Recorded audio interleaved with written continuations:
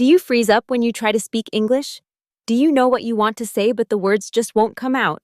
You're not alone. Thousands of English learners feel this exact fear every single day. But here's the truth. Speaking anxiety is not a language problem. It's a confidence problem. And today, I'm going to show you how to fix it.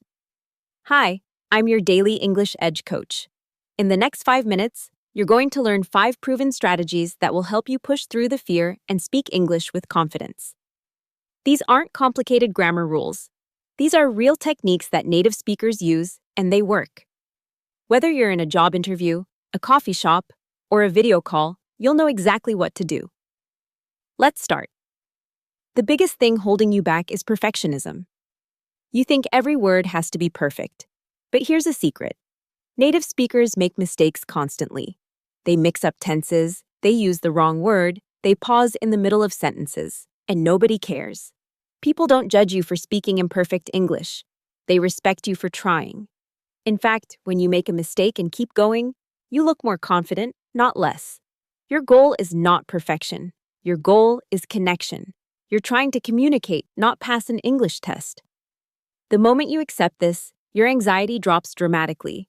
Practice saying this to yourself before you speak. My English doesn't have to be perfect to be valuable. Repeat it, believe it, then speak. Over-preparation is a trap. If you write out every word you want to say and memorize it word for word, you'll sound robotic and stiff. And if you forget one word, you'll panic.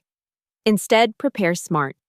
Write 3 to 5 key points you want to cover, not full sentences. Know your opening line, in that first sentence that breaks the ice. Then let the conversation happen naturally. This gives you a structure, which calms your nervous system, but it also leaves room for authentic conversation. Think of it like a bridge. You've got solid support at the beginning and end, but you can move freely in the middle. When you prepare this way, you feel ready without being over-scripted. You'll sound natural, and your confidence will show. Here's something most teachers don't tell you. Silence is your secret weapon. When you feel nervous, you rush. You talk too fast, you stumble, and your anxiety gets worse. But native speakers pause constantly. They pause to think. They pause for emphasis. They pause to breathe. A 2-second pause sounds like nothing to you, but it feels like an eternity when you're nervous, so you try to fill it. Don't embrace it. Before you speak, take 1 deep breath. When you need to think, pause and breathe. When you finish a thought, pause. This does 3 things.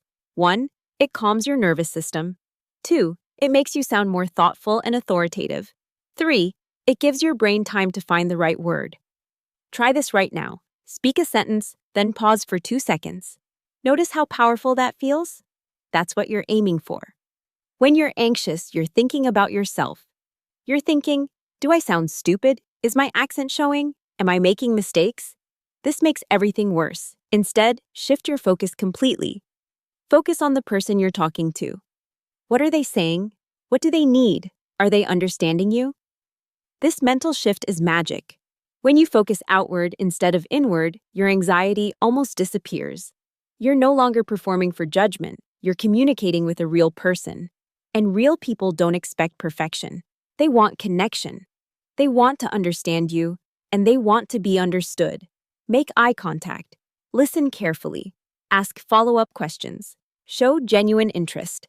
When you do this, you're naturally more confident because you're in a conversation, not an exam. Don't jump straight into high-pressure conversations. Build your confidence gradually. Start small. Order coffee in English. Chat with a cashier. Leave a comment on a YouTube video in English. Join an online community where English speakers gather. Have a casual conversation with a language partner online. These low-stakes situations are your practice ground. There's no job on the line. There's no exam. Nobody's evaluating you. You can just speak, make mistakes, and move on. Each small win builds your confidence. Then, when you face a higher-stakes situation, like a job interview or an important meeting, you've already proven to yourself that you can do it. You've got evidence that people understand you, that mistakes don't end the world, and that you're more capable than you thought. This is how real confidence is built. Not all at once, but one conversation at a time. Remember, your fear of speaking English is temporary, but your ability to communicate is permanent. The more you speak, the easier it gets. So start today. Pick one of these 5 strategies and use it in your next English conversation. Then pick another one next week. Before you know it, speaking English won't feel scary anymore. It'll feel natural. If this lesson helped you, please hit subscribe and the bell icon so you never miss a new lesson. I'm your Daily English Edge coach, and I'll see you in the next video.